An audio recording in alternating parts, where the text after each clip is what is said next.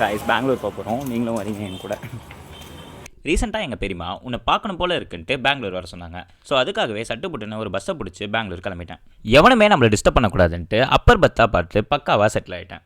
இப்போ நான் தான்டா ஊரோட டாப்பில் இருக்கிறேன். ஸோ அப்படியே நிலாவை பார்த்துக்கிட்டு அந்த வியூவை ரசிச்சுட்டே தூங்கிட்டேன். திடீர்னு காலைல 5:30 மணிக்கெலாம் ஒரு பையா வந்து எழுப்பி எலக்ட்ரானிக் சிட்டி வந்துருச்சு ஏந்திரிப்பா அப்படின்னு எழுப்பி விட்டார். சரியான தூக்கம், ½ அன் ஹவர் முன்னாடியே இறக்கி விட்டாங்க. ஸோ சட்டை போட்டுன்னு ரேப்பிடோ புக் பண்ணி பெரியமா வீட்டுக்கு போகலான்னு பார்த்தா 171 ரூபா காமிச்சது.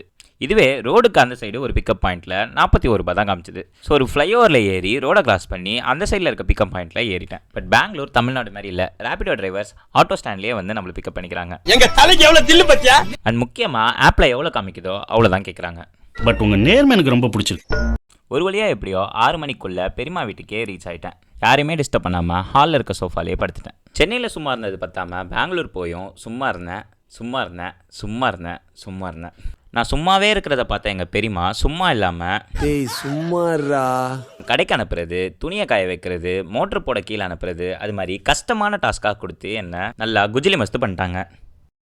மேலே போகணும், இறங்கணும், கீழே வரணும், மேலே போகணும், இதுதான் என் கதையாக இருக்குது. பெரியமா கிட்ட என்னென்னமோ கதை சொல்லி எப்படியோ வீட்டிலேருந்து எஸ்கேப் ஆகி வெளியே வந்துட்டேன். வெளியே வந்து நிறைய மாலுக்கு போனேன், ஃபுட் ஸ்ட்ரீட்டுக்கு போனேன், நிறைய புது பீப்பிளை புது மென்டாலிட்டியோட சந்தித்தேன். அக்கா குழந்தையோட விளையாட முக்கியமாக நிறைய கற்றுக்கிட்டேன். ஸோ அங்கே கற்றுக்கிட்ட வித்தையெல்லாம் மொத்தமாக சென்னையில் இறக்குவோன்ட்டு பெரியமாக்கு பாய் சொல்லிட்டு சென்னை பஸ்ஸை பிடிச்சி சென்னைக்கு வந்துட்டேன். சென்னையில் என்னென்னலாம் பண்ணுறேன்னு தெரிஞ்சுக்கிறதுக்கு மறக்காமல் நம்ம சேனலை ஃபாலோ பண்ணிக்கோங்க.